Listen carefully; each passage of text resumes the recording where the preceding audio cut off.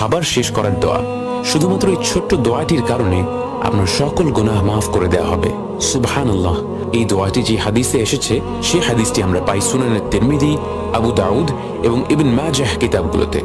দোয়াটি হচ্ছে আলহামদুলিল্লাহিল্লাযী আত'আমানি হাযা ওয়া রাযাকনিহি মিন গায়রি হাওলিন মিন্নি ওয়ালা কুওয়া।